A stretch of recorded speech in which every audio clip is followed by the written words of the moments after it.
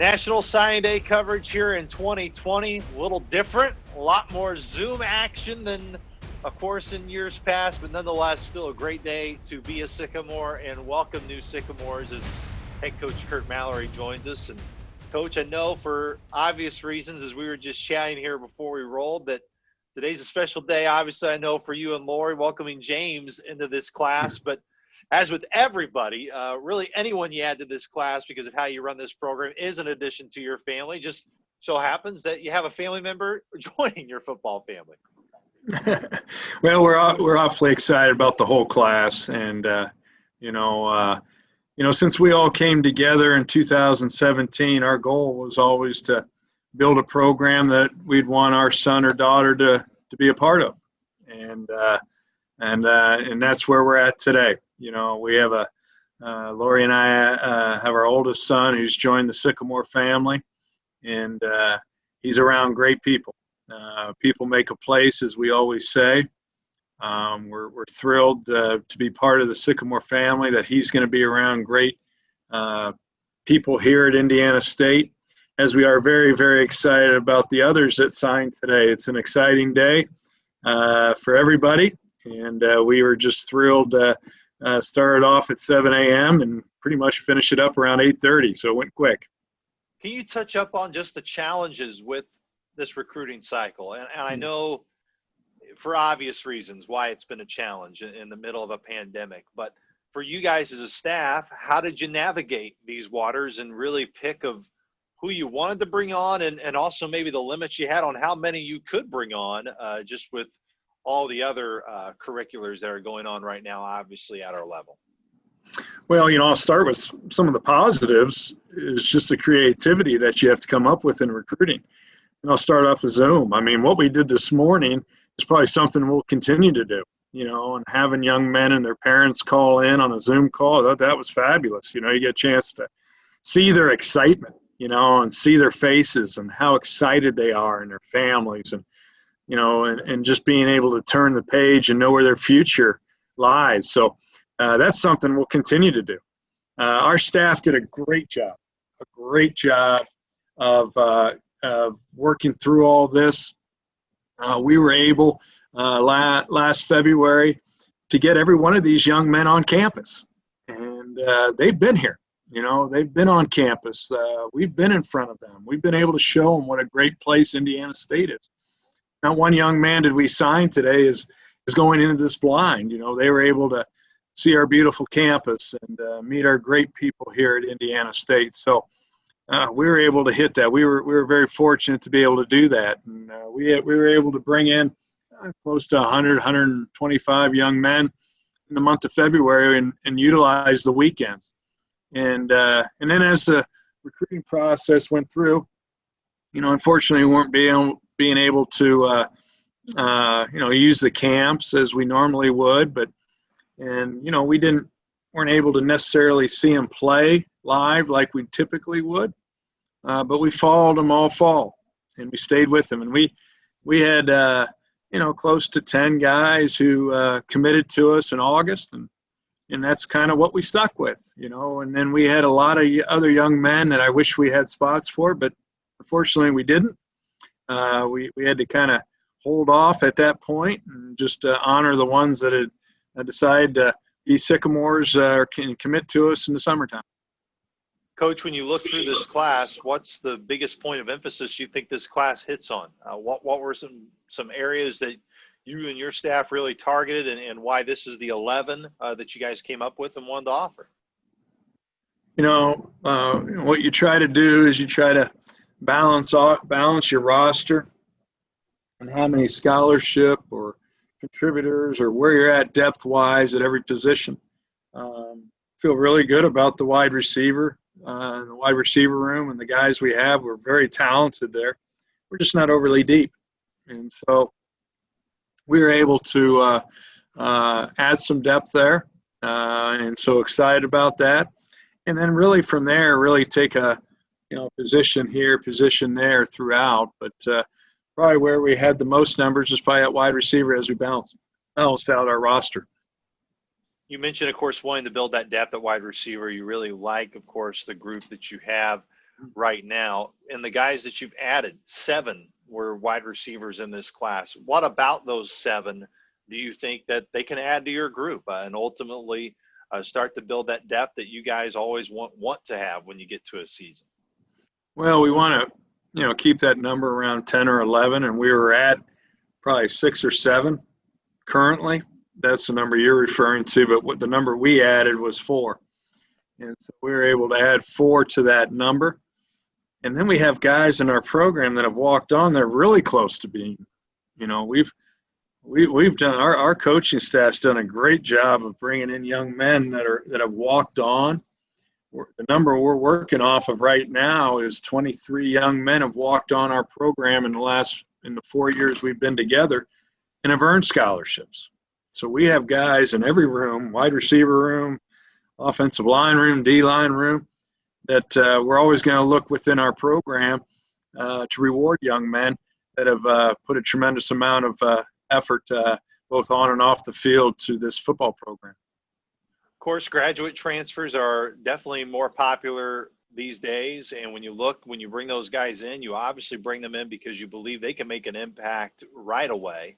You have 3 graduate transfers within this signing day class. Each of those 3, what do you like about those 3 and what those guys specifically can add to their position group coming in? Well, like you said, they're serious about their academics. That's where it's going to start. That's been our philosophy. Football is not forever. Your education is, and these guys are serious about earning their degree, which they have, and they're going to further their education, which they will. And so they're going to come to Indiana State and get enrolled in a master's program. These guys are excellent students coming from excellent institutions and furthering their education at a tremendous university. So we're excited. It's a good fit. And so we have a young man who, I had recruited at a previous stop at a previous school. Recruited this young man, Faizon Mcclure, from Mount Carmel. And Mount Carmel is arguably one of the most powerful and rich tradition football programs in the state of Illinois. And we have a young man in our program, Anthony Thompson, who's was a teammate of Faizon Mcclure. Faizon went to Cornell, had an excellent career there, graduated, and is going to play his remaining year for his education in Indiana State. So we're really excited about him and his skill set. The other 2 young men not only are graduates, but they're also team captains at their previous football programs. Gavin Dineen was an all-conference player at Drake, was their team captain. Really like, his motor and his ability to be disruptive at the defensive line. He's a Chicago native or suburb of Chicago. So we're really excited about having him and what he'll bring. And then the last young man is Jj Henderson, who, like Gavin, was a team captain and was a team captain at Stetson University. And so he's a cornerback, and really excited about those 3 and what they'll bring to our football program and being part of this class. Why is that such an important characteristic for you, Coach, when you look at those guys and you go, these guys were team captains? What is it? I know that may be kind of an obvious question I'm asking with an obvious answer, but for you, why is that so important when you look at guys? Because I know early on you told me, look, that's why I look at these guys. They're team captains. They're great within their locker rooms at their respective universities. What is it just about that stands out about those guys, and why you look specifically for that? Well, not all the times, but most of the times those are roles or honors that are elected by their teammates, by their peers. And so the respect that they have is earned. It's earned throughout the year. It's not just on the football field, it's off the field. And here at Indiana State, we've had not good captains, but great captains. And those guys led from the front. And when you have guys like that, and they all lead in a different way, but at the end of the day, they're in front, and they're going to represent the program and they're going to earn their degree, which they have, and further their education or help us win a championship. So really excited about those guys. Coach, if you don't mind me asking this one too, kind of start off the interview about it. I know very often you do enjoy wearing the dad cap. Mm-hmm. What were the emotions like for you today? Just seeing James become a Sycamore and have a chance to play for. I know you had an opportunity to play for your dad. You decided to go to Michigan. Yep. There's obviously your family ties and playing in this sport. I have had those opportunities too. What do you look forward about that opportunity to be able to coach your son? Well, I'm really excited. I'm really proud of James and the work he's put in, off the field as well as on the field, as all the parents are today that are part of this great signing day. And he's worked extremely hard. Lori and I are awfully proud of him. I know we wanted the best for him. He looked at other places, and we tried to guide him the best we could, just very similar to Lori, as her parents guided her through this ordeal. She's been through it. I've been through it.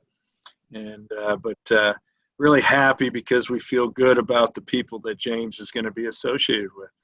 We love it here. We love being part of the Sycamore family. We know the people that are here that are going to be in his everyday life, and we couldn't be happier. When you think of this program, Coach, and how far it's come underneath your wing, but also, you look at guys, what they're doing professionally. Dom Daphne able to be signed to the active roster. Robert Tanyan catching, he's probably caught, 3 more touchdowns during the course of our interview, probably, even though he hasn't played a game, having an outstanding year. Of course, Jonas out in San Francisco right now. He's been on their practice squad and has been getting close. Multiple Practice Player of the Week awards.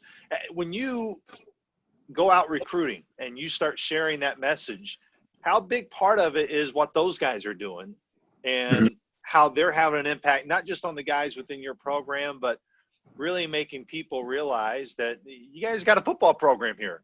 You got a pretty darn good one. Yep. Yeah, absolutely. Those guys have done extremely well, and it hadn't been easy for any of them, and it won't, it's not just going to happen. Those guys have put in a tremendous amount of work to be where they're at today. And I think what you're going to find out from those 3 is it's just getting started. Their career in the NFL has just begun, and they haven't even scratched the surface. And you're seeing it by Robert Tanyan and what he's doing and what he has done to get to where he's at today. And these next years to come, you're going to be hearing that's going to be a household name. And then the other 2 are kind of working up the way Robert has, and weren't drafted, practice squad, and what those guys is how they represented themselves. They've worked for everything that they've gotten. Hadn't been easy. Nothing's been handed to them, but they've given the opportunity and made the most of it, and awfully proud of all 3 of them. Coach, looking ahead to the spring, what's the schedule like for you in the program right now? Of course, wrapping up sign day today. When are your guys kind of scheduled to be back? And it's hard to believe, but we're getting closer to kicking this thing off here in the spring. Yeah, we've been planning. It's probably been since September. And it took a lot of work and a lot of work throughout the university. And working with everybody, our coaches, our administration, just everybody to make it work. It's been a tremendous group effort.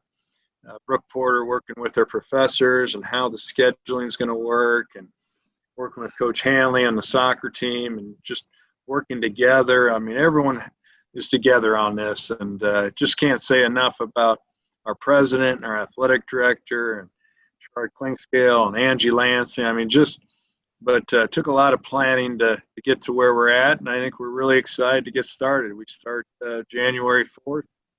The players will return, and I probably shouldn't probably miss by 2 really, really key people in all this, and that's Dave McManus and what he's done during this time and what he's doing to keep these guys in shape, and then Kellen Norris. I mean, I can't go without not mentioning Kellen and his effort. So, but we're going to get started on January 4th, and then we'll acclimate. We'll stay at home for a week, and then we'll go. And we're anxious to get going. And I know the players are excited too, and it just gets closer and closer as we keep nearing to the January 4th. Coach, before we close too with you and get to your other coaches, I know you've sent out some social media messages about it, but one of the biggest things I know you really preach is the family atmosphere within your program, and that's even for guys who have had the opportunity to go on to other coaching opportunities. And I know obviously over the weekend, really tough for our buddy Coach Olson. I know a couple of weeks ago, really tough for Joe Hastings as well. Yeah. I felt the need that, I wanted to give you the opportunity to, of course, I know you've reached out to them, but to at least acknowledge it, because both of those guys, obviously tremendous work and helped lay the foundation here. And I know our hearts continue to go out to them, and seeing what Amy did over the weekend was phenomenal for them. But I know our hearts are heavy for both of them and their families. Absolutely. We're very, our thoughts and prayers are with the Hastings family and the Olson family, and that's what makes this such a special place, and just what they mean to us here at Indiana State. And obviously, and they know that we love them. We're thinking about them. Our thoughts and prayers are with them, and just so appreciative of the time we were able to be together, and our thoughts are out to them. No question. Coach, appreciate the time as always. Enjoy sign day. I know you got a little ceremony later on, and I know when this airs here on Twitter, we're going to be streaming these later on in the day. I think the ceremony will already happen, but enjoy the ceremony today with James, and definitely look forward to getting back with you and the crew here very shortly. Well, we're excited about all the families and all the parents, and we're really excited for everybody. It's a great day to be a Sycamore, brother. No doubt. Great day to be a Sycamore. Sycamore fans, stick right here on Twitter for Indiana State football. We got more interviews coming here on National Signing Day.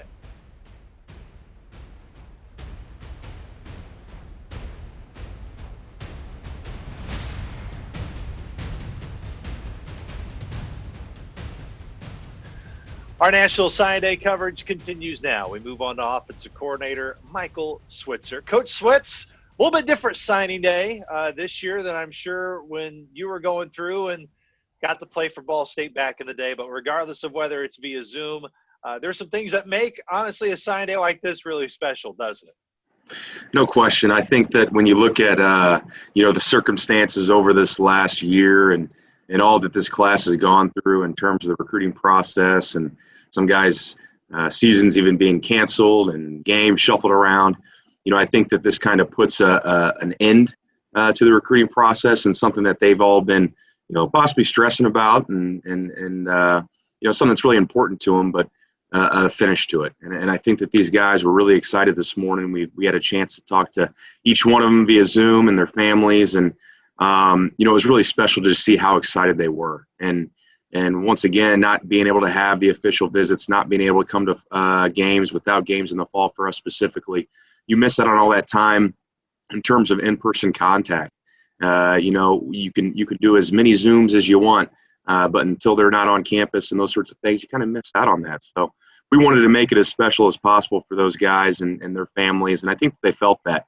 And it was just really, really more exciting to see how excited they were, and to really make this official and officially be a part of our family going forward. So really cool, and so excited to be able to do that this morning with multiple guys. So awesome day.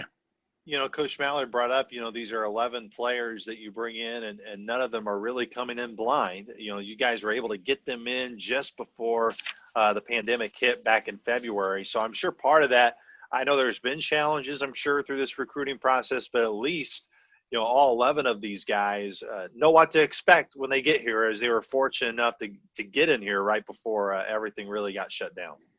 For sure, and we had a good chance to set it up in February with our junior days, and had a lot of guys from in-state and surrounding states, guys that we obviously had on our radar this past year. And, they did get to experience an on-campus visit. And I know, some other programs may have not had that opportunity, but, I think we were really early on, on it in terms of making sure getting out there recruiting and getting these guys onto campus. We drew a lot from that in a time where you're not going to see, the majority of these young men in camps in the summer, or be able to go see them play in the fall as well.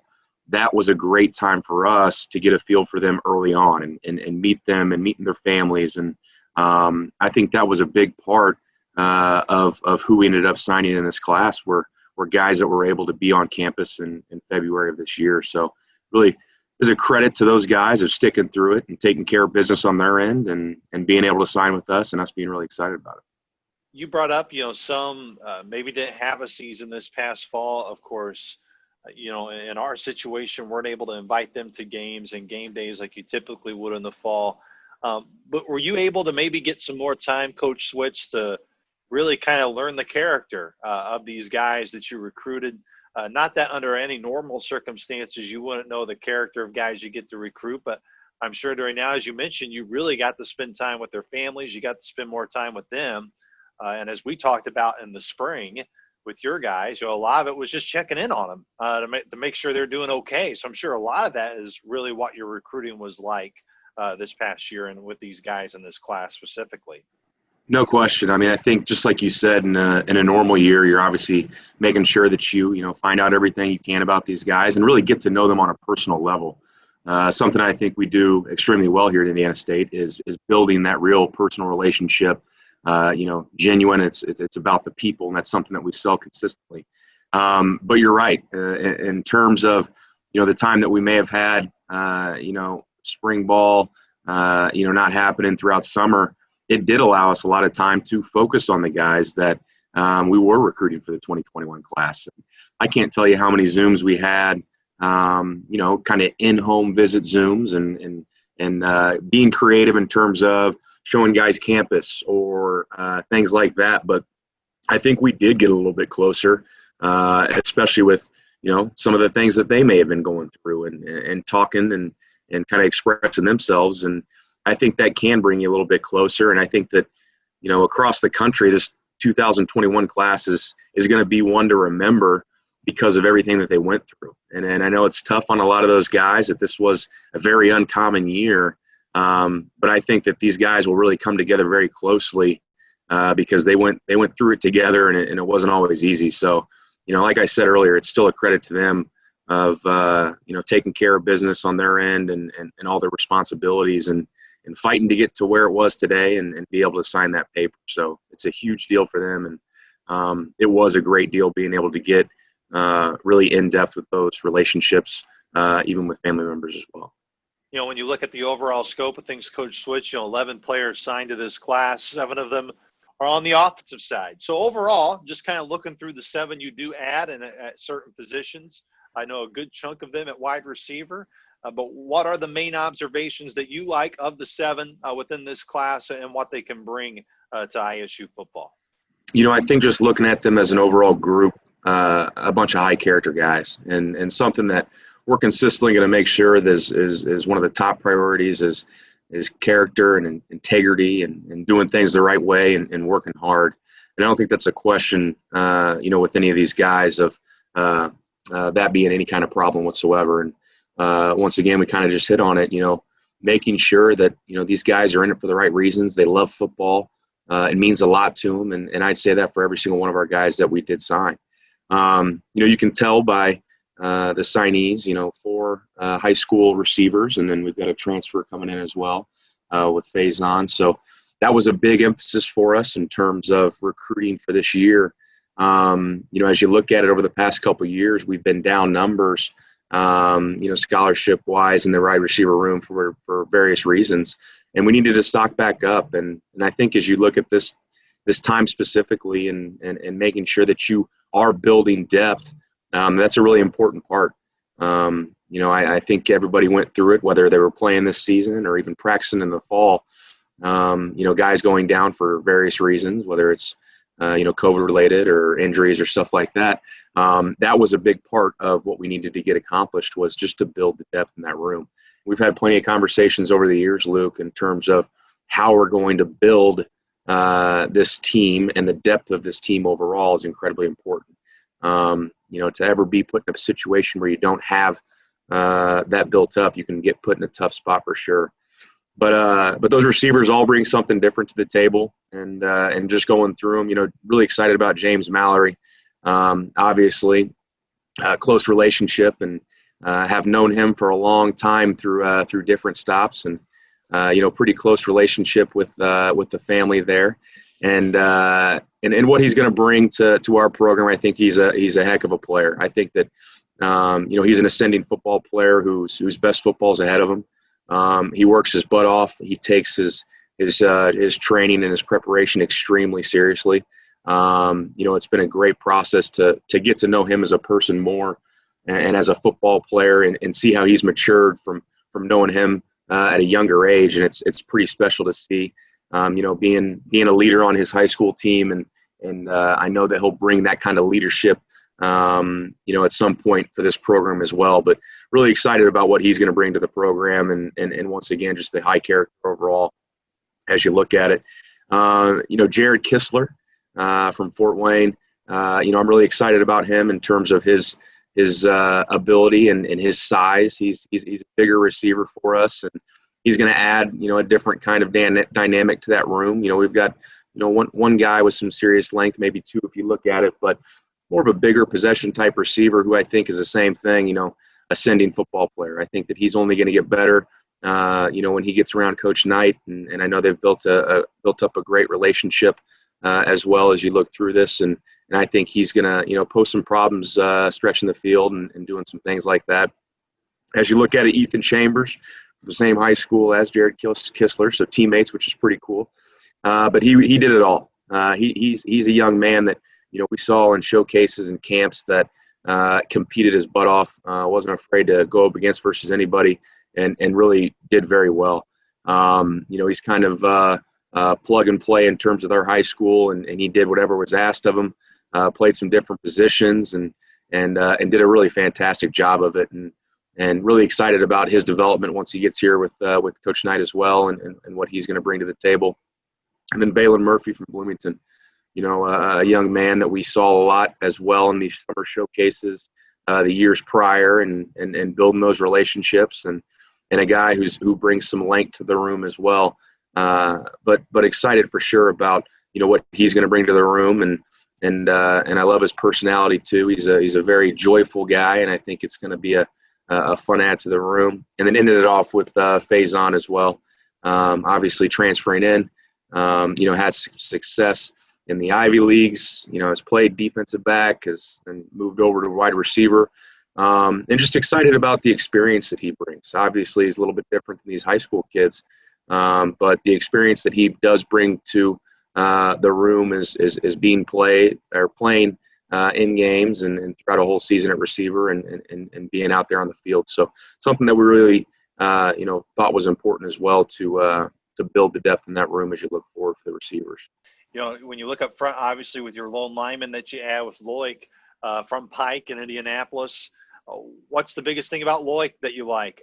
You obviously being a lineman yourself, I'm sure you're able to notice some things, and why he was definitely an attractive recruit for you. Yeah, it was kind of funny, having Loic and his mother on this morning. I can remember back almost 2 years ago going to a showcase at Pike High School in spring recruiting.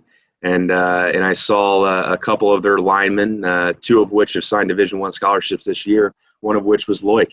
And he was a skinny, raw, long-legged kid, and kind of awkward movements. But I was like, this guy may be something down the road. And as we continued to, recruit Indianapolis and the MIC, and to see him really come into his own as a junior, in my opinion, playing center for him. And he moved around and played some tackle for him this year. But I thought that was a really cool thing to be able to see that guy as a sophomore, see him develop, and really turn into a heck of a player whose ceiling, I believe, is extremely high. I'm excited about what he brings to the table in terms of his versatility, playing multiple positions across the offensive line. He's played all three, center guard and tackle at Pike in his time there, but also a very smart individual, both on the field and off the field. He's really a cerebral guy, in my opinion, and I think that he's going to take that learning to the next level when he gets to join the room with myself, and just really excited for the opportunity to coach him as well. And I think it's cool and unique to have a guy from Indianapolis, being from same town, northeast side. He's on the west side, but I think it's pretty cool when you can recruit your true hometown and get guys to be able to coach from there as well. So pretty special.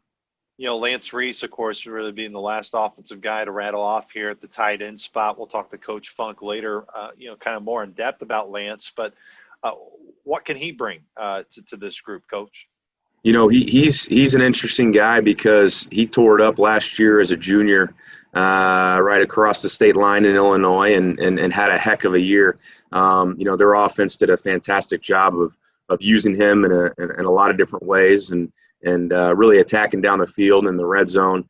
Was a heck of a player. And obviously his season, didn't play in the fall and still having plans to play in the spring. But, he was a young man in the Wabash Valley that for us checked all the boxes and, really saw him as, developing him into a bigger body.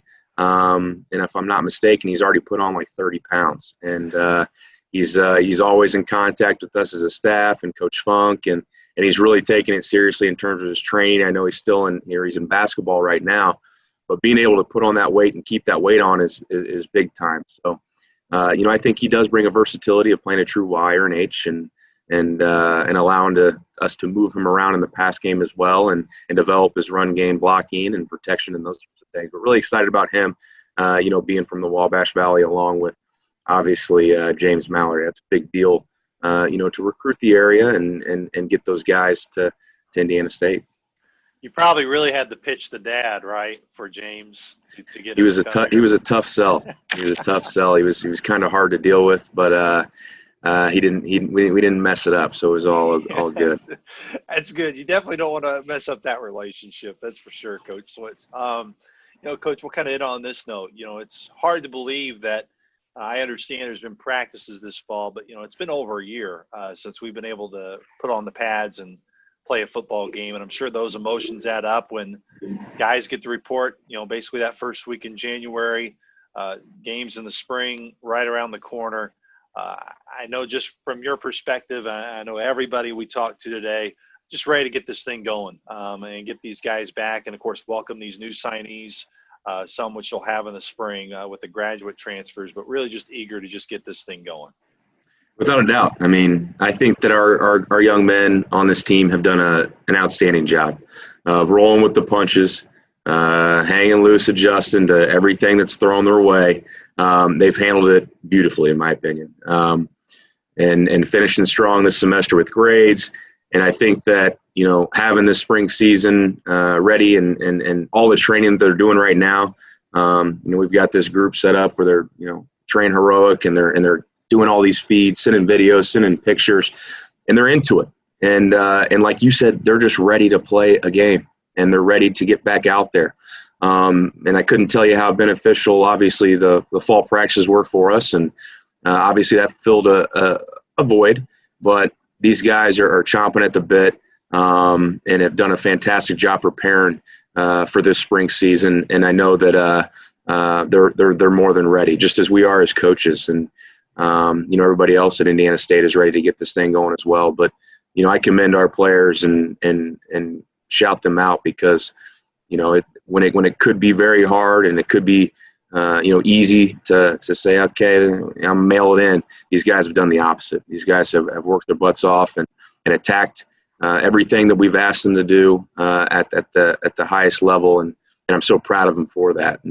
And definitely deserve some appreciation from us as coaches. And I know they feel that as well. So, Coach, congratulations on putting this class together. And, like I told Coach Mal too, just ready to get back together with you guys. Sooner or later that will happen. And just continue to stay safe and healthy and have a great holiday season, buddy. And definitely look forward to getting back with you guys in January. Of course. Thank you so much, obviously, and appreciate all your hard work that goes into it. And I hope you enjoy your holiday season, and I'll see you in January. No question. Probably see you a little bit before then, too. But for Coach Switz, we got more interviews coming up. Be sure to stay tuned right here on Indiana State Football social media.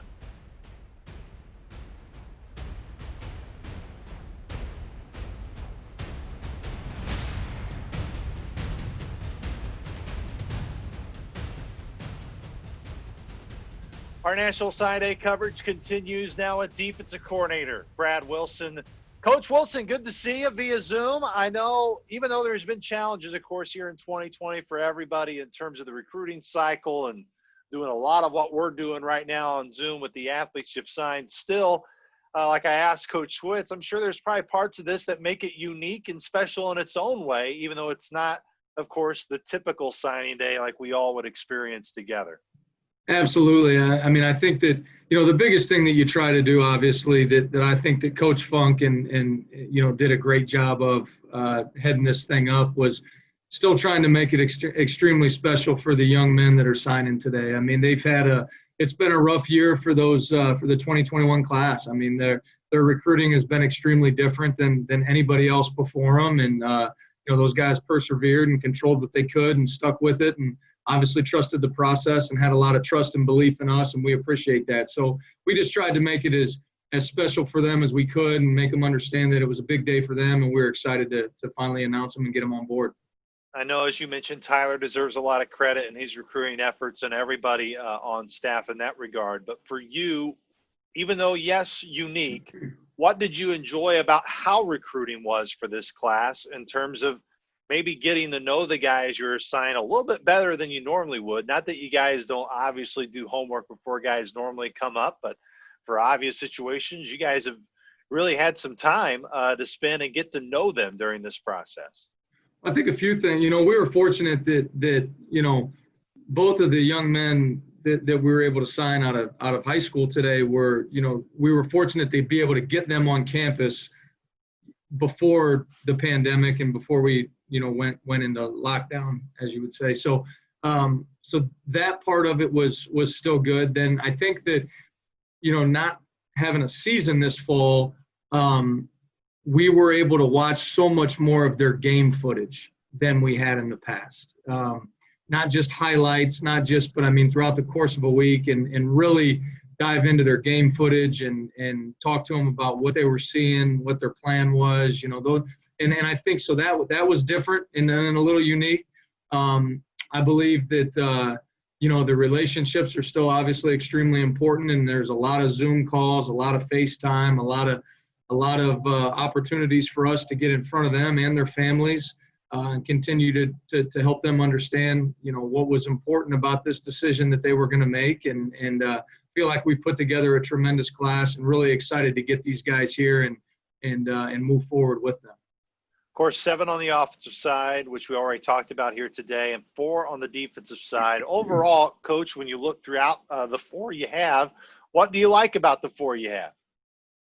It's a good mix, and it really, the only thing that you hope you do is fill your need and what you believe can add value and an asset to your football team. And I think that we've done that with all 4 of these young men. I mean, the thing that stands out to you about, a Kenny Butler and a Ryland Cole here obviously from the state of Indiana is the fact that tremendous programs and, both had tremendous success this year. I mean, Kenny's a do-everything up front guy, very physical, very aggressive, very talented young man on the defensive line, comes from a great program down at Castle High School, obviously playing for Doug Hurt, an Indiana State alum, so we know what we're getting there. They had a tremendous season and made a nice run in the playoffs.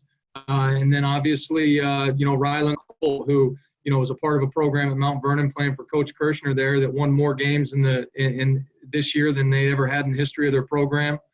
He was obviously honored with a top 50 All-State honor at the end of the season and just kind of did everything for his football team, as a captain, a leader, and whether it was on the offensive side of the ball, the defensive side of the ball, returning kicks, just found a way to impact the game. And I think they both are going to bring tremendous value to this program, both on and off the field. We're extremely proud about the character that they're going to bring, their leadership and toughness. And then obviously you look at the two older young men that we were able to bring in with Gavin Dineen and Jj Henderson. And I think that the thing that stands out about both of them is, coming from the Pioneer League that they come from, they're both captains, both all-league players. And I think that they're going to add instant value to what we do on the defensive side of the ball. JJ is an extremely versatile player, can play a multiple number of positions in our secondary. A great competitor, comes from a military family with a military background. And you can just tell talking to him and getting to know him over this time that he's a young man that's extremely committed to his craft. Both of them obviously have graduated, so the desire to earn a degree is something that we always look for, and they've proven that. Gavin obviously is comes from Drake and really like what he's done for that program the last few years, and as an all-league player, and getting to know him and his family and talking to coaches up there. I mean, just a great leader, somebody who I believe they'll both bring a good sense of maturity to their respective rooms. And again, just really excited for both of them, excited to get them here, excited to have them be a part of what we've built and what we're continuing to build. You kind of added, of course, when you get graduate transfers, you really expect them to come in and provide a boost right from the get-go. And really with those two, what other qualities did you like, Coach Wilson, that JJ and Gavin bring that you really think, man, like right when they get here, when they have the opportunity to get here, they're going to be right in the mix with some talented positions that you already have? Well, the thing that is always an adjustment when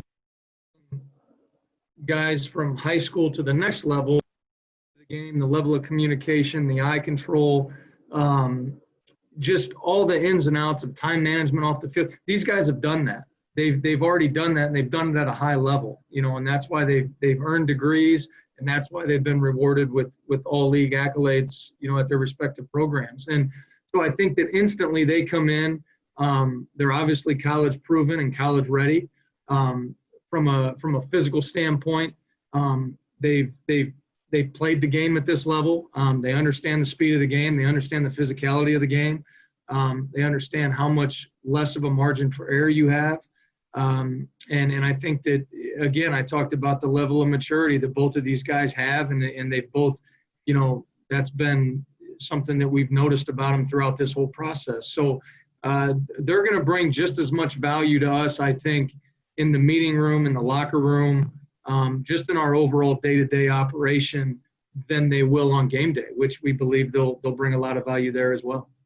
And for just so, fans are wondering, those guys in your graduate transfers, you would have them in the spring, correct? Correct. Yes. We were able to have those guys available, and thanks to, Joel McMullen and our compliance office for their work and being able to get that done. And, these guys have earned that opportunity, and yeah, they will be available when we hit the ground running here in January. I know one of the guys that you really got to spend time to get to know during the recruiting process was Ryland Culver, who I know you already touched up on. What's a good recruiting story with Ryland that you really enjoyed getting to know him over this process? Well, throughout the recruiting process, I wasn't sure who we were recruiting more, his father Marcus or Ryland himself. Ryland's father has known Coach Mallory for quite some time. Their background goes all the way back to high school, but he's I got a lot of Coach Mallory stories throughout the recruiting process. So haven't quite released all of them yet, but piece by piece they'll start to come out. So, but no, it was just great to get to know him and his family throughout the process. And I think the thing that I kept talking to Ryland about that was so intriguing with him was how, all you can ever ask for is for somebody to make something better than it was when they got there or when they first started in that program. And obviously he's done that at his high school at Mount Vernon. I mean, for the commitment that he's had there and everything that he's done for his team, and Coach Kirshner couldn't say enough great things about him. And that's a guy that's coached a lot of great ones now. And he put Ryland up there with all of them. And I think that you saw that throughout the course of the season. You saw that as you were able to monitor these guys as they were going through their quarantine and how they were working and the ways they were finding to try to continue to work their craft and have their bodies and minds ready for their respective seasons. Neither one of those two guys wavered from that plan, and they knew that they knew what they were training for. They didn't know when it was going to happen, and then obviously they were fortunate to be able to play. But yeah, Ryland was just a real pleasure to get to know as a young man, and I really do believe that people are gonna hear his name quite a bit for the time that he's here. Coach, haven't seen our guys strap it up in terms of a game now and over a calendar year. And, luckily you guys are planning to get back, here first week in January coming up. And then, of course, obviously with the games this spring, what has this time period since the last time you guys have strapped it up maybe mold you, not just as a coach, but just you personally, in really appreciating the process and appreciating whenever you do get that opportunity again? I'm sure it's just going to be something you appreciate even more than you've ever had. Absolutely. I mean, I think that what it does, I think more than anything, is it really makes you appreciate your players that much more. And I say that because everything that they've had to go through from start to stop, and just their resiliency and the fact that they've never wavered and they've just – everything's been straight ahead, and this is what we can do. This is how we can get better this fall. This is how we can get better this winter, and this is how we can get ourselves ready to go in the spring. And I think that that's been the biggest thing for us as a staff, I think, is that it's just the way that they've sacrificed to be able to continue to play this game that they love, and the way that they've trained, throughout this whole process, I think is just forces you to really gain that much more of an appreciation for our players here.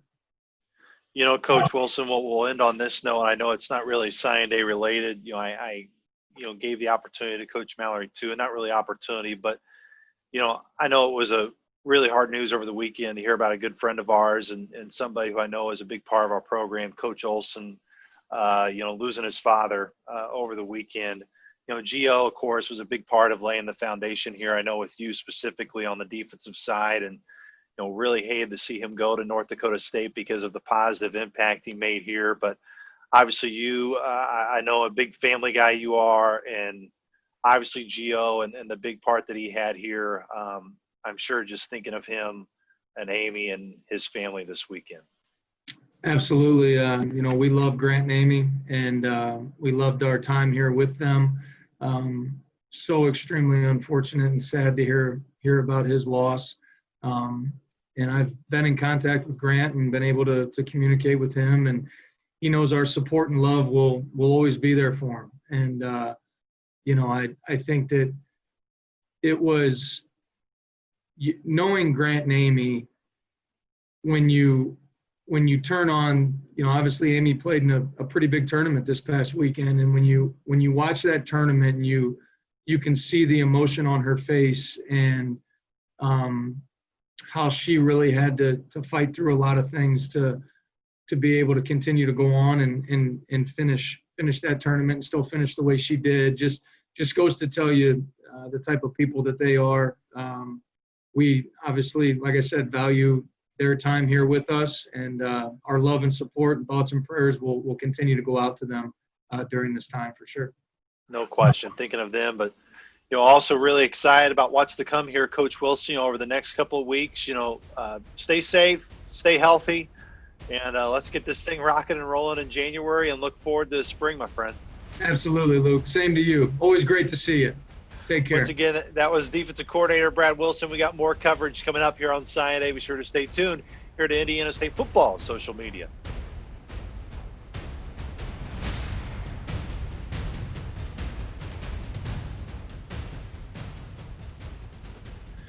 National Sign Day coverage continues here on GoSycamores.com and Indiana State Football social media. It's time to catch up with the wide receivers coach, who's had a few names to be added to this class here today. That's our good friend Marcus Knight. Coach Knight, good to see you, number one.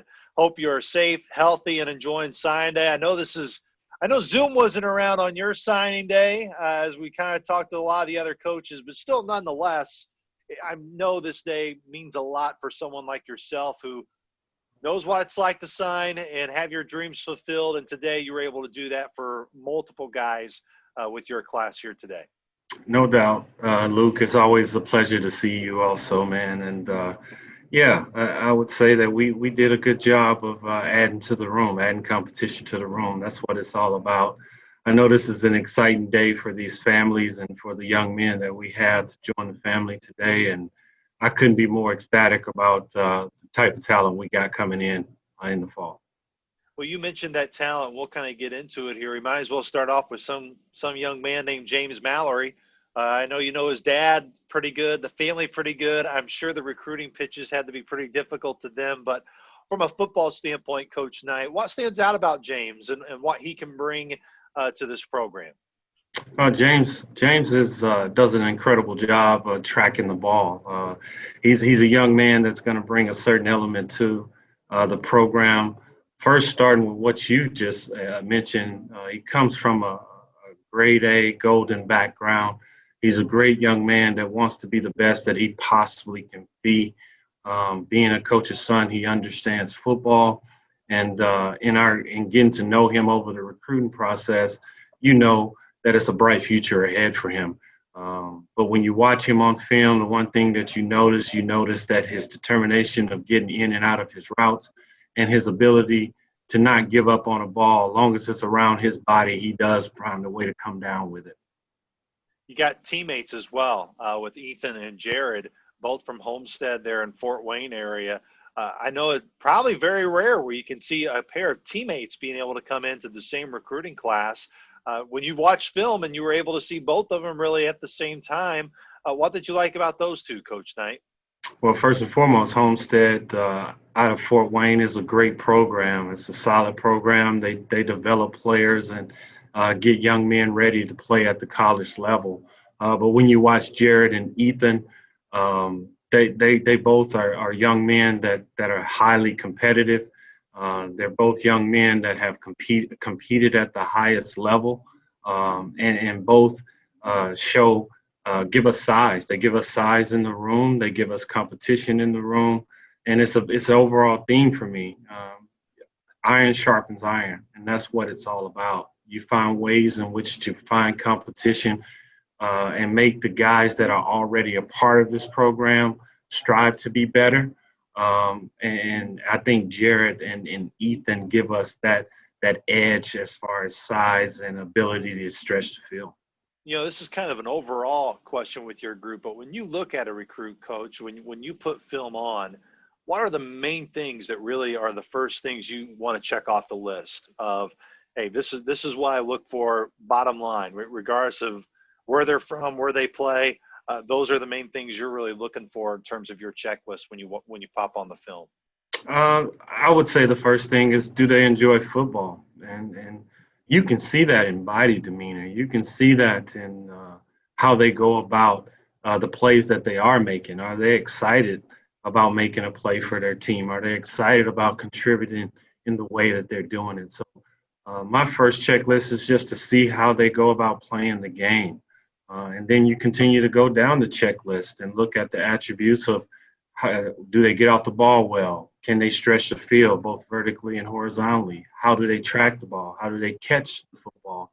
And then lastly, what do they do when the ball is not in their hands? Because this is not a selfish game. You got to have young men that are willing to contribute in every single way.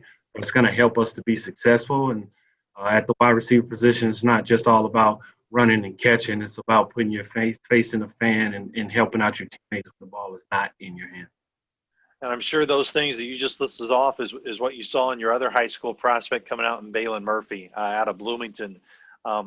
What about Balin, other than just those attributes, I'm sure that you listen and what you look for, what did you really like about him through the recruiting process? Well, Balin, if you look at Balin is a good-sized kid that played in the slot for Bloomington North.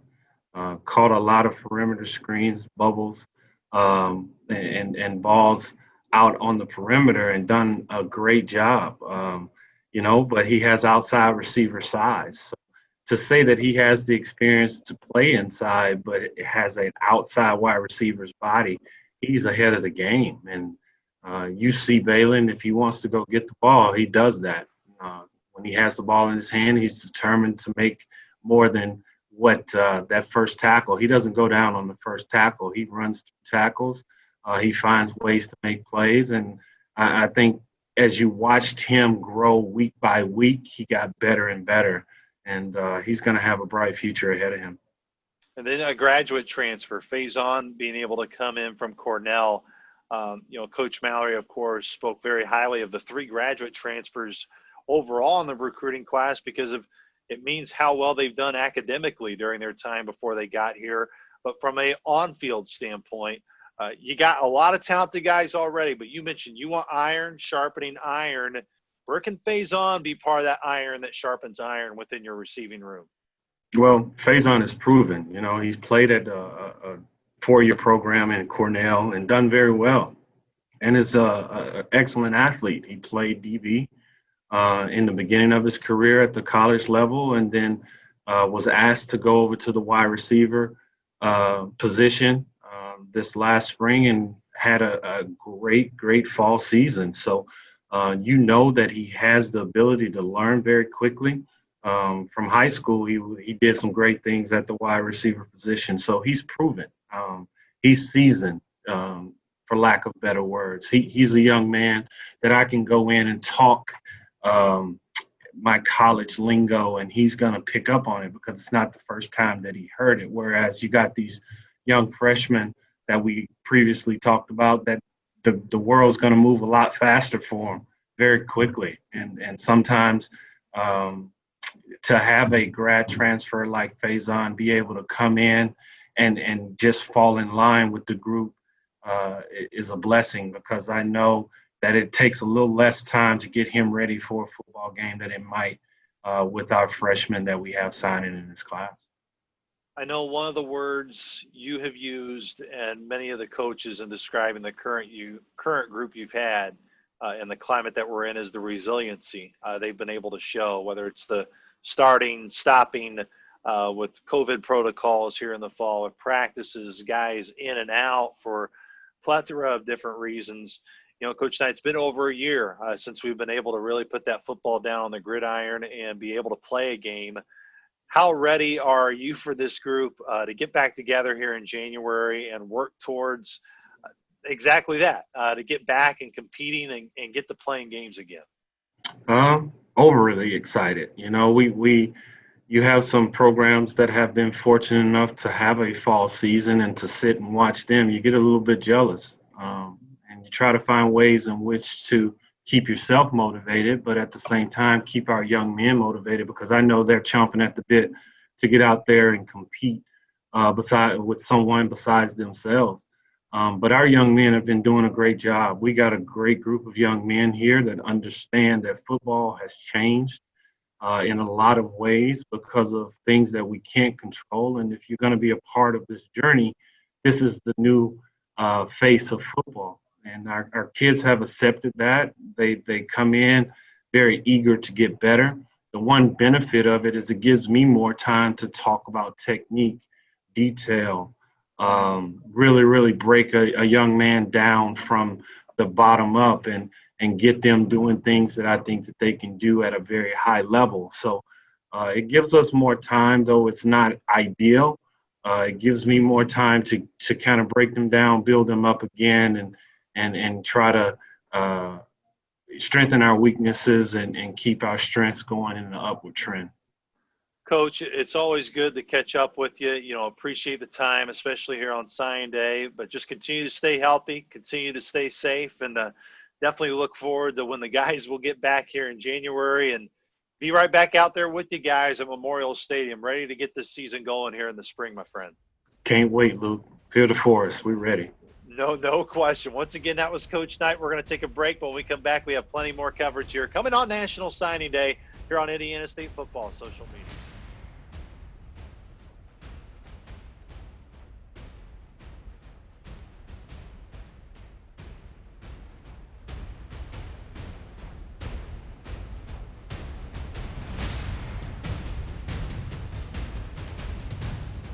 Our National Sign Day coverage continues here with Indiana State football as we talk with defensive line coach and associate head coach Mark Smith. Coach Smith, good to check in with you, buddy. How you been? I know obviously Sign Day, like we talked with all the coaches, a little bit different this year, but I'm sure there's always some proud emotions that come on this day for the guys that you get to welcome into the program officially. Well, in a lot of ways, Luke, as you know, it's been a unique year in every aspect of college athletics and even more so in recruiting. And I tell you who I really feel bad for. I feel bad for the class of 2021, because these kids are in limbo. They don't know, offers they had, they can't take now. I mean, there's schools backing out because of the amount of scholarships and we've made a lot of hard phone calls to kids, and at the end of the day, it's the toughest on them. We'll get through it, and yeah, it's messing with our numbers count and scholarships, but who you really feel for are these high school kids trying to graduate and move on. Talking to Coach Mal, at the start, he was, basically saying, none of these guys that you're signing today are coming in blind. Luckily, all of them were able to get on campus in some form back in February before this pandemic and shutdown hit.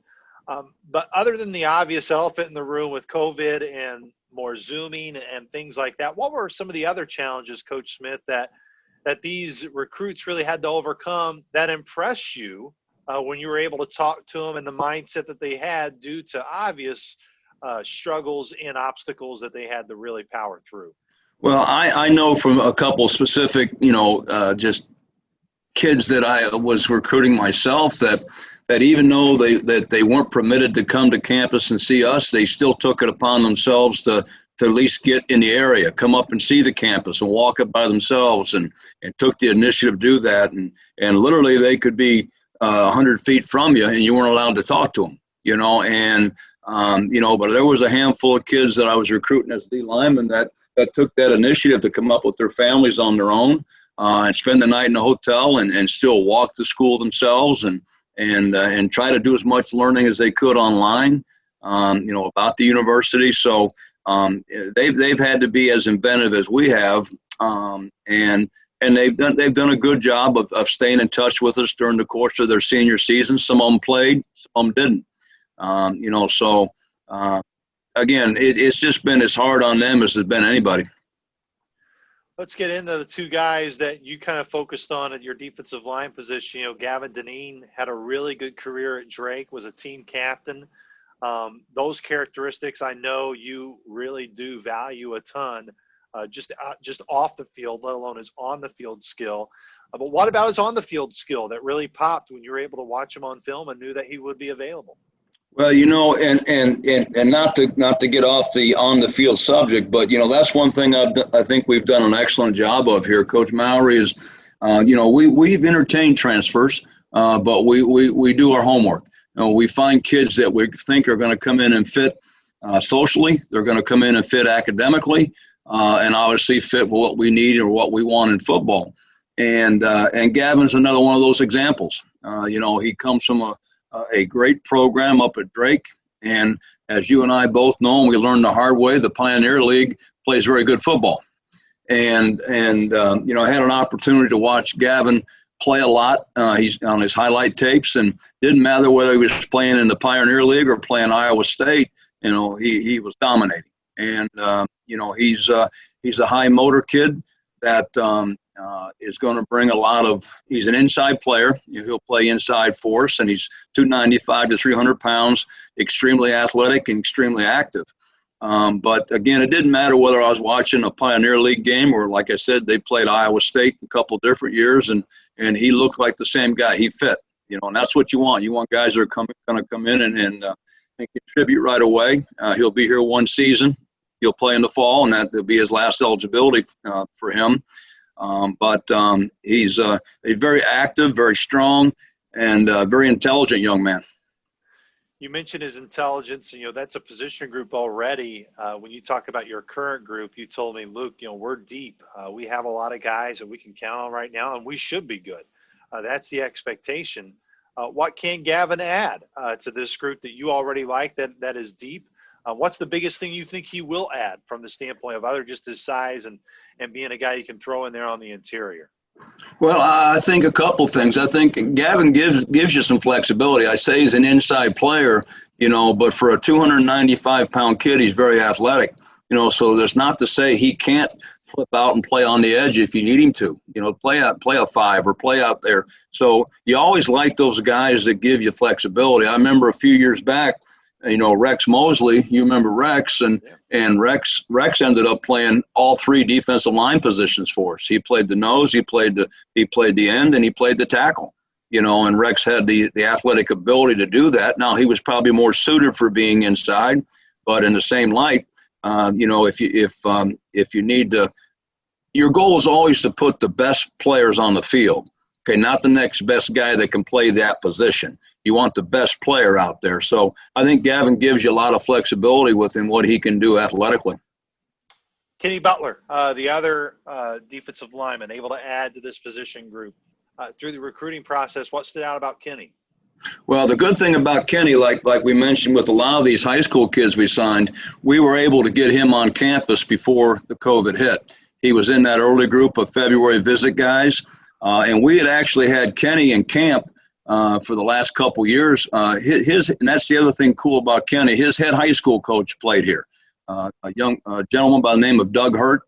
Doug played back in the Coach Rates era. When I was here the first time, was an offensive lineman. He's a head coach at Castle. And Doug's never been one to oversell his kids, and he really felt Kenny had a chance to play here, and we had a chance to work with Kenny in camp. And it means a lot to us when a former player really goes to bat for somebody, because their opinion matters to us. They know what Indiana State's about. Coach Smith, when I ask a question like this, it almost implies that maybe in prior recruiting classes there isn't as much homework done, but due to the obvious not being able to play in the fall, a lot of Zoom information, a lot of Zoom calls and meetings. Do you feel a little bit more about the guys you're getting now that are coming into the program than maybe in years past when, of course, you're going through a whole fall and prepping, and, of course, our goal is to ultimately, at this point in time during a normal year, to still be playing and to still be in the FCS playoffs going on. But have you found out maybe a little bit more about these guys that are coming in than maybe you would on a normal year, or not really? It's about the same. I think it's a yes and a no question, meaning that, yeah, we've spent a lot more time probably after we started initial recruiting with face-to-face Zooms and a lot more texting and a lot more, because you couldn't go out. You couldn't go out and see them, and they couldn't come see you. So you've done a lot of that. Well, but you also lost that ability to go watch them play, because you learn a lot by watching a kid play in person. Not so much about his playing ability, but how does he handle the bench? How is he on the sideline? How is he responsive with his teammates? When things go bad, what's his demeanor on the sideline? So those are all important things that I think when you get a chance to go watch kids live, we lost. We didn't get a chance to do that. So that's where, you're fortunate in Kenny's case. We trust his high school coach. We know what he's about, and he's not going to sell us a bill of goods, and we know exactly what we're getting. We know the pluses, we know the minuses. So to answer your question, yeah, I think we've got to probably, and again, Kenny was lucky. We had a chance to get him and his dad up here before the COVID hit. I have personally never met Mom. Now I feel like I have. I've talked to her a lot on Zoom and on the phone and things like that. So yeah, you've had to be a lot more, I guess, hands-on. We've had more time to be hands-on since we didn't play. We had time to call these kids every week on a group call or Zoom them and do all those types of things. So the answer is yes and no. I guess it's in some ways, yeah, I feel like you have. But if a kid really hadn't visited campus, you still didn't feel like you knew him very well till you have a chance to see him in person. Coach Smith, this has been a question I've asked everybody so far. It's been over a year since we've been able to compete and to play an actual football game. You guys were able to get some practice time this fall, and I understand that is really extremely valuable, and it's going to help you guys when you ultimately get to that point. But for you personally, you've been around this game such a long time. You've been around here at Indiana State for multiple different stints. What is this time of not being able to compete maybe refocus you a bit? Not necessarily in terms of maybe you as a coach, but what's made you appreciate the game prep and a game week and getting a chance to play that now you haven't had it for quite some time that you really, really do miss? Well, it's funny, you know, we finally had a chance to get together as a staff, defensive staff again last week, and really sit down and start focusing on game planning for Southern Illinois, who was our first game on February 27th. You know, we've been all kind of doing our own individual breakdowns and, you know, things that Coach Wilson wants us to individually take a look at. But we finally had a chance to come together as a group, and it was so refreshing for those 3 or 4 days to sit and talk football and not have to do it like you and I are doing it right now. You know, we literally could look at each other face to face. Somebody could get up and draw on the board. You know, so yeah, I guess you don't realize how much you miss that kind of time until you didn't have it. And it was refreshing to get back in and actually sit and do that and watch film as a group and, you know, and talk about the things that we think will work or may not work against our first opponent. So it kind of makes you realize, you know, it's like a lot of things. You don't realize what you have until it's taken away. And, you know, and that's the same thing I tell, you know, I've got a senior laden group of guys. Don't take it for granted, guys. When it's gone, it's gone, you know, and for the most part, they've done a good job of staying locked in and focused and staying with the, you know, looking at the future as a bright future, not a dull future. So, but again, it's like a lot of things you don't realize until it's not there what you missed. No question. And definitely look forward to the guys returning here in January and here after the holidays and get this thing cranked up for the spring. Coach Smith, we always appreciate the time, buddy. And for you, you know, enjoy the holidays. You know, were you able to get to see Craig? Will Craig be able to come around? You know, again, trying to do my part of it. I'm not going to travel, you know, and I'm not. And if you want to say it's not a great place to go, California is probably not the best place to go and visit.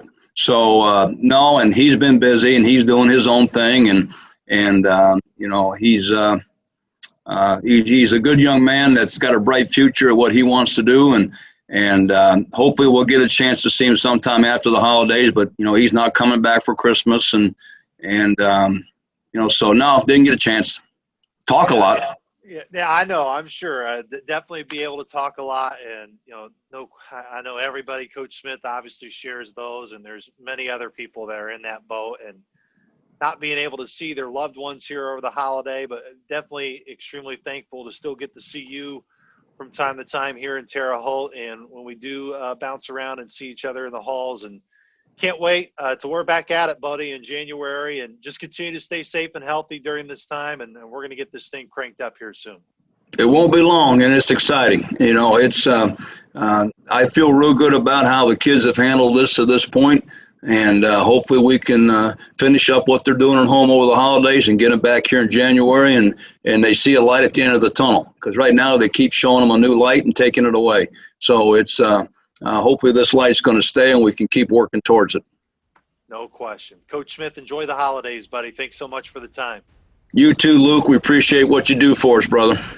Once again, that was defensive line coach Mark Smith. We got more coverage coming here on GoSycamores.com. and Indiana State football social media.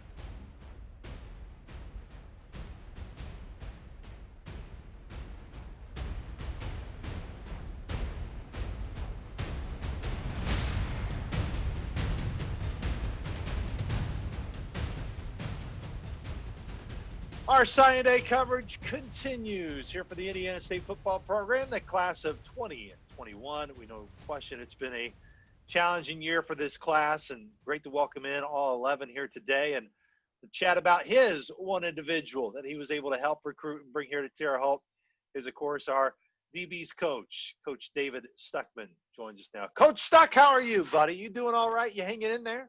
Yes, sir. I'm doing awesome, man. How about yourself? You know what? I'm doing good. I know for you, being a former athlete yourself, got to be a lot of great emotions that come on sign day because you've lived it. You've been through it. Now just getting kind of the reverse emotions of being able to welcome these guys in as they are officially now part of the family? Yeah, for sure. It's always a special day, signing day. I mean, you're committing to not only 4 years, but really a lifelong of friendship, relationships, a whole bunch of things. Like I say, when you go to college, man, those will be some of the guys who are in your weddings and that thing. So it's definitely a special day, man. Your mentors for life. So It's been such a challenging year, Coach Stuck, for so many. What has really this year for you kind of reinforced maybe values that you've had that you've tried to also express to these guys that you're bringing in to this recruiting class, and knowing it's been a struggle for them too, and hasn't been an easy year for anybody for that thought? I think the biggest thing, honestly, Luke, is time. You know, time is one thing you can't get back, whether it's time that you're putting into something or time spent with loved ones or friends. Just time, you can't get time back. So it's important that you always, do your best to give it your all at whatever you're doing, whether you're spending that time with your family and not on your phone at dinner. There's little things of that, like the time aspect of life, man. You can't get time back. So I think that's the biggest thing that I've tried to instill in my guys. Well, let's get into your guy that you're able to recruit, Jj Henderson, going to be Yes, a sir. graduate transfer from Stetson. What stood out about JJ? What did you like about him when you knew he was available? Man, there's so much. The biggest thing was, first of all, you watch the tape on anybody that you see, and I just saw the instincts and the savviness of being that complete defensive back that we look for here at Indiana State. He could cover, he could tackle, he could defeat blocks, he could blitz, he could return kicks. So that was the first thing that turned me on to it. But then once we actually start the process and reaching out and finding out about him, his character and the type of kid that he is on and off the field really drew us in. Not just me, drew us in to him. And then he's smart, and he plays with tenacity, chip on his shoulder. So you love all that when you're thinking about a DB, and we think that he's a complete defensive back. So that is what really attracted us. What can he add to this group right away, Coach Stuck, when he gets here? Right away experience. He started 30-plus games in his career. So he has a lot of playing experience. Obviously, the talent is there, but I think experience and leadership. He's a team captain on his team that he just left. So experience and leadership are the two biggest things I think that he can contribute. You mentioned experience and leadership, but when you kind of turn on a film and you're looking at a recruit, when you're looking at someone potentially a transfer like JJ is, I asked this to Coach Knight too, from a receiver's perspective, flipping it to your position as a DB. What's kind of your checklist? What are the biggest things you really want to see that JJ obviously checked off the list from a football standpoint in your eyes for you guys to offer him and want to bring him in? All right. So first thing is character. The next thing I would say is pride and passion in his craft. He plays. You can tell when the kid loves the game by the way they approach it and the way they prepare to play a game. You want a kid who's smart, plays with tenacity, and is disciplined. I would say those are the things that we look for. JJ being added to this group that you have, Coach Stuck, one of the things I know you and all the coaches have really used to describe your group in terms of words, it has been resilient. The starting, stopping, the constant year of the fall, to thinking you're going to play, not be able to play, seeing obviously other schools have the opportunity to play. But when your group does reconvene, when you're looking at just the defensive side and specifically your DBs, what do you like about this group, Coach Stuck, of when you guys reconvene and get going and start prepping for Southern Illinois?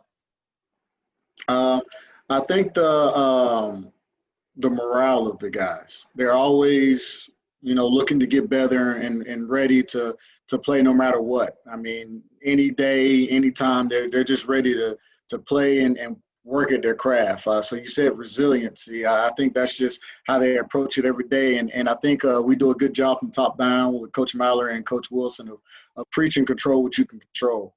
And they all have that mindset, and it's just a joy to be around when they have that mindset, and because you already have it yourself, obviously. And then so you just go in every day preparing and just ready to itch at and get at it. We play whenever. It doesn't matter. We're just resilient. We're going to come in and work every day to get better, to go out and win. Back in July, we had an interview with you and actually talked to each of the coaches for some features that we sent out through social media. But, it's kind of a question I asked you then. I want to re-ask it to you now. What's the biggest thing you miss about a game day? What's the biggest thing you miss about the preparation aspect of a game that, for this program hasn't played a game in over a year? For you, what do you miss most about that process that probably has set with you, I'm sure, or over the course of the last couple of months? Yeah, the chance to be able to compete. I mean, we had fall ball and went out and had our practices, but actually competing against another team, going out and seeing the guys have fun and compete, and when competition breeds excellence. All right, so I think our job as coaches at the end of the day is to make these kids better than they were when they got here. To have them to leave when they're better than they were when they got here. So with that competition, it breeds excellence. So every time they have a chance to go out there on that field and compete, they're getting better. You know what I'm saying? And they're getting better, not only just football. Football's a way of life. So they're getting more disciplined. All right, they're getting stronger mentally. Things of that nature that gets better. And I miss that, not just for me, but for the kids as well.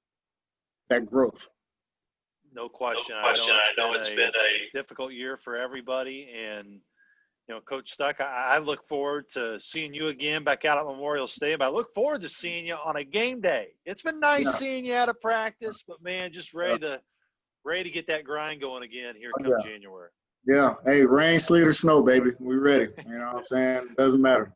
Oh, I know, and it's snowing here today, so we're ready for whatever is going to come our way come January, especially when it means competition is right around the corner. Coach, always appreciate the time, especially here hopping on here on signing day, and enjoy it. But most of all, continue to stay safe, continue to stay healthy, and definitely look forward to seeing you again, buddy, on a regular basis here once we get to January. Yes, sir. Likewise, Luke. Thank you. Once again, that was Coach David Stuck. When we come back, we close out our National Signing Day coverage with Tyler Funk, the recruiting coordinator for Indiana State. So stay locked in here to Indiana State Football social media.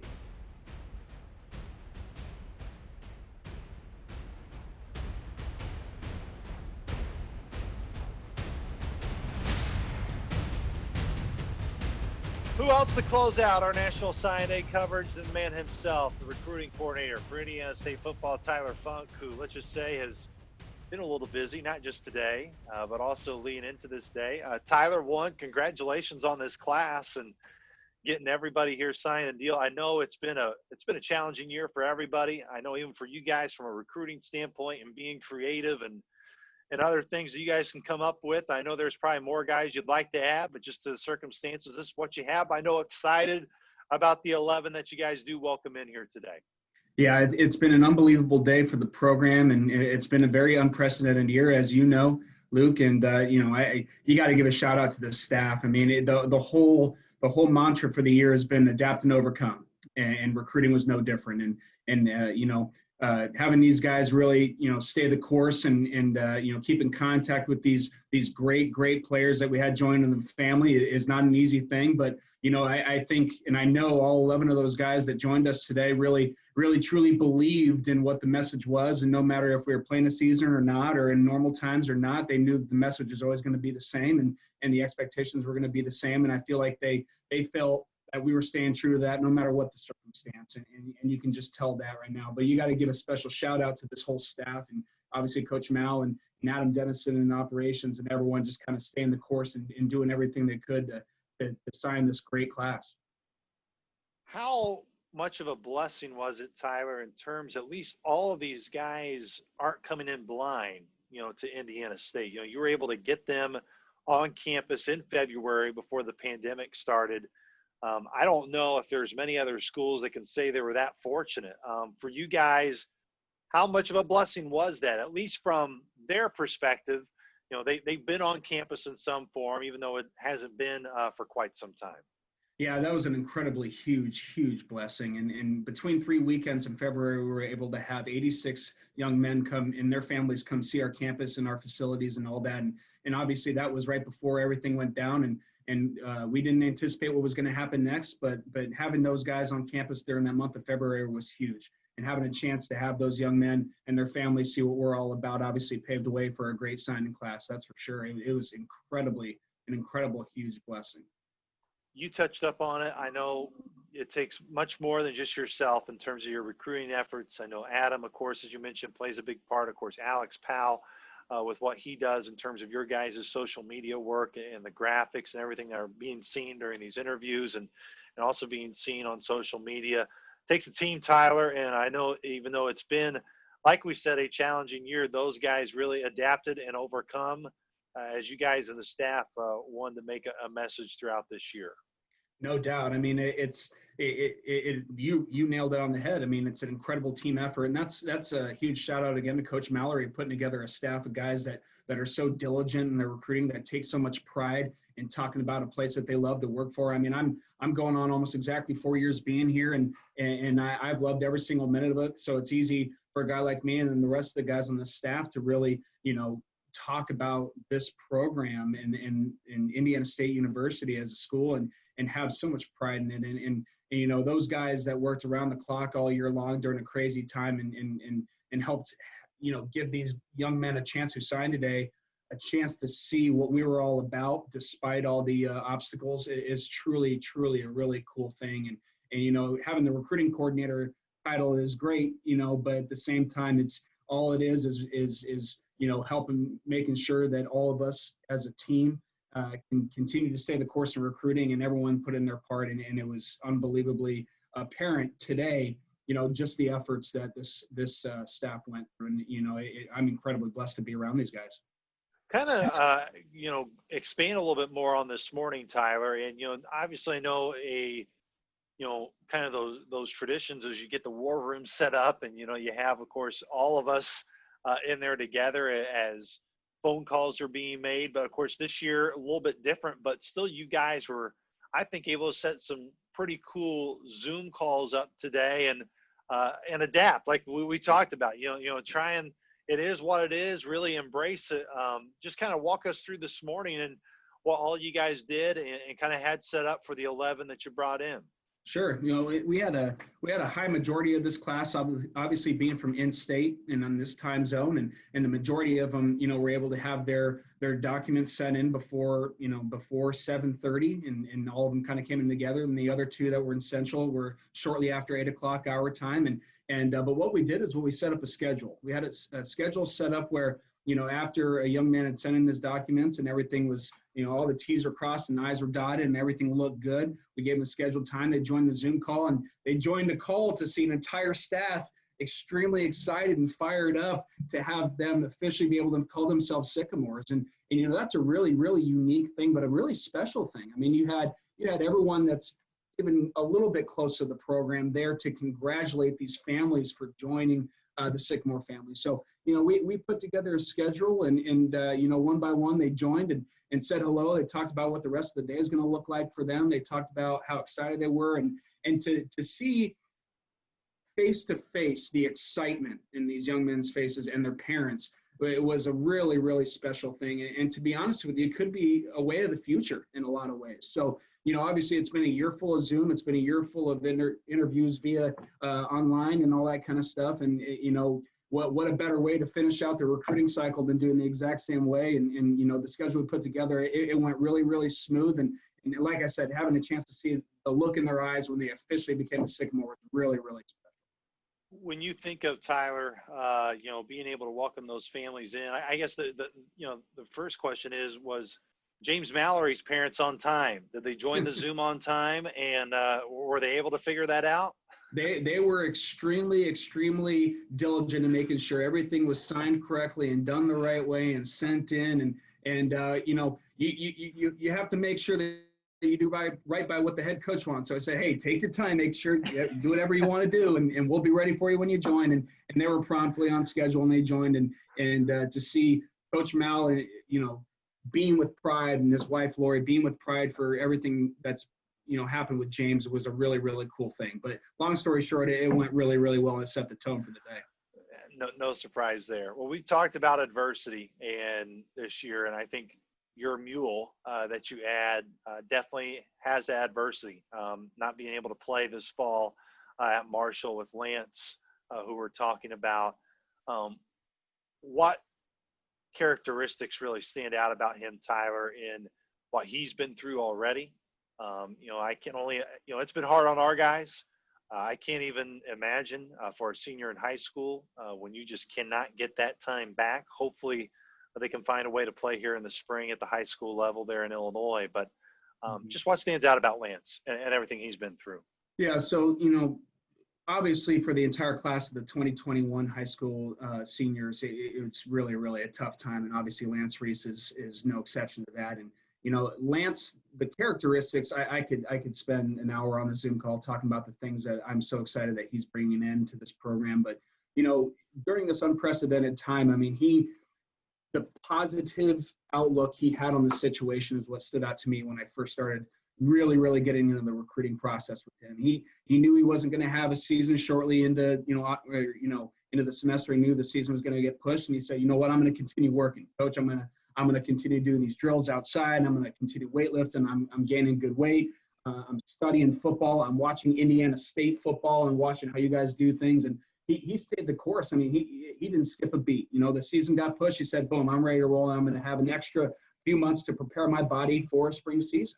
And so, the first characteristic that stands out to me that relates to the crazy time is that he didn't see this as a woe is me type situation. He saw this as all right, this is a unique opportunity and I'm going to thrive in it. So being optimistic through a crazy situation was really one of the main things that stood out to me about him. His diligence and being a master of his craft is very, very impressive.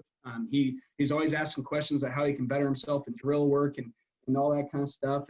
And that diligence and that ambition to be really great at the position he plays is another thing that immediately stood out. It goes without saying, a young man like him, the way he operates in the classroom is a huge characteristic for me too.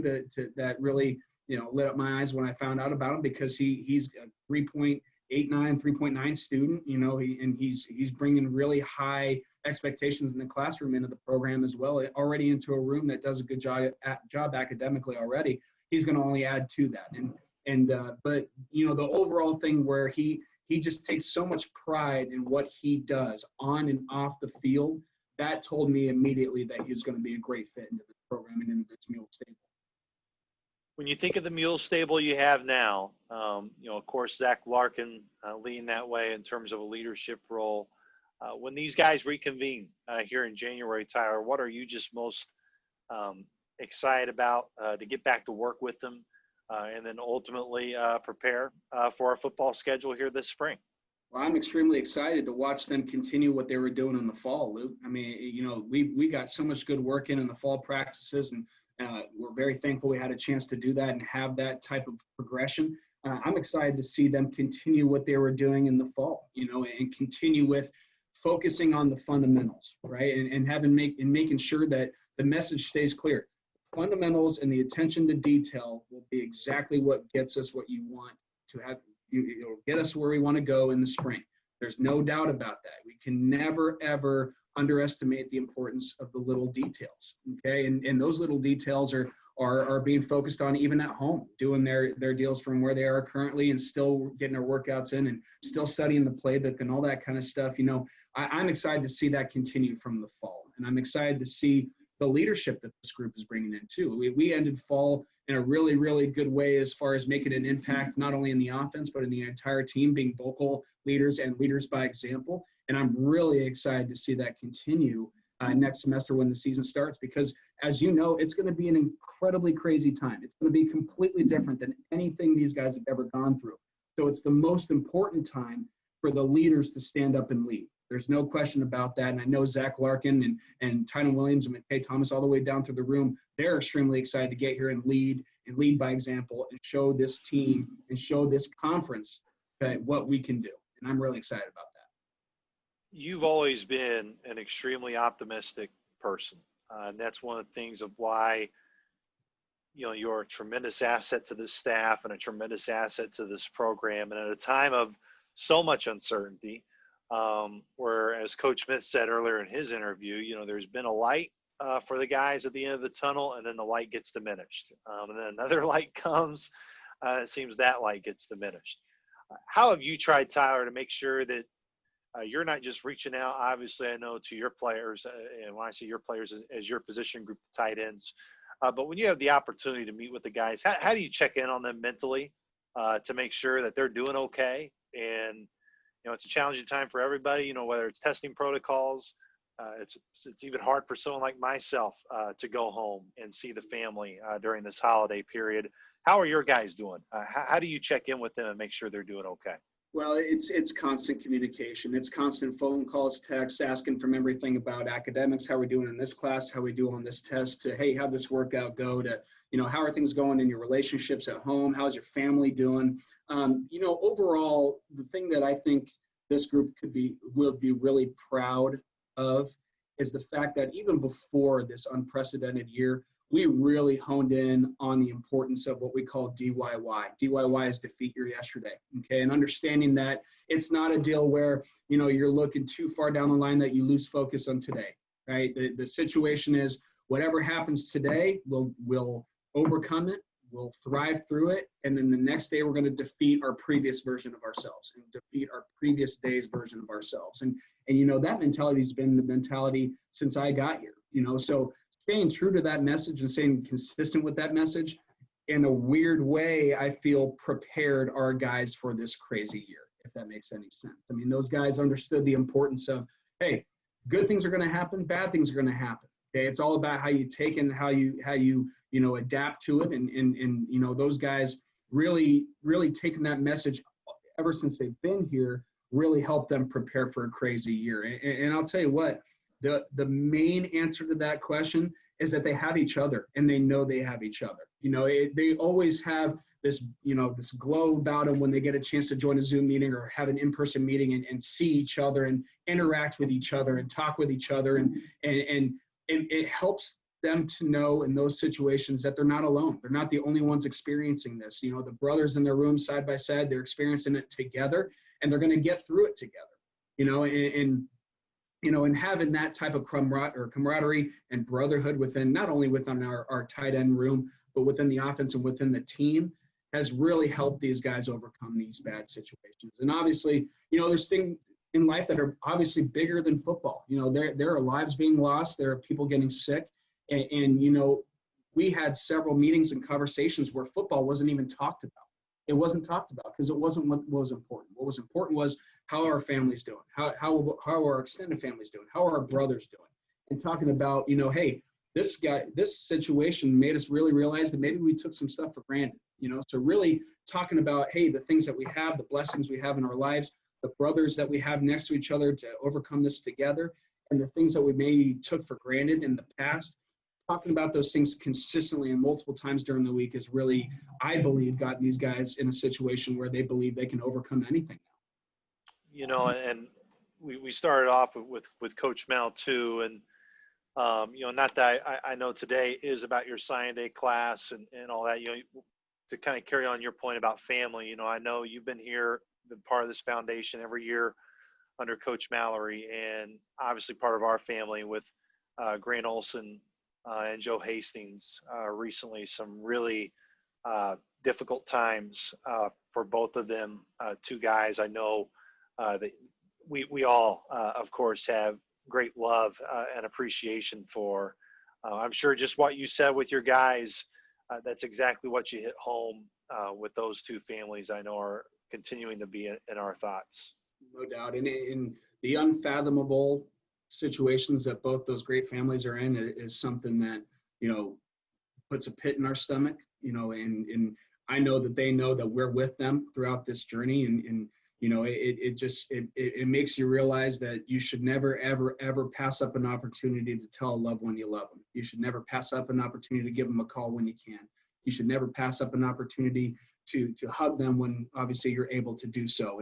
And our hearts go out to those families, and it's unspeakable, but they have so much strength around them. They're two of the strongest families I've ever encountered in my entire life. And I know that they know that we're with them every step of the way.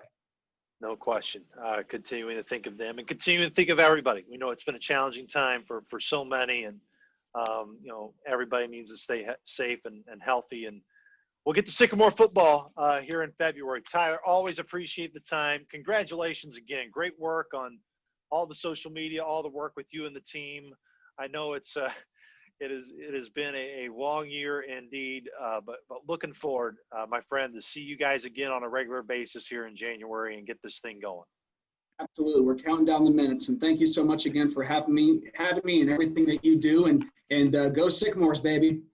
Go Sycamores. It's going to be kickoff time. No doubt about it here very soon. We hope you enjoyed all of our interviews here on National Sign Day. If you want to see these interviews again, they will be archived on Twitter via Periscope and as well on YouTube and all of our social media outlets. So for Tyler Funk, for Kurt Mallory, for everybody that's joined us here today for National Sign Day coverage, saying so long, stay safe, stay healthy, everybody. Have a great holiday season.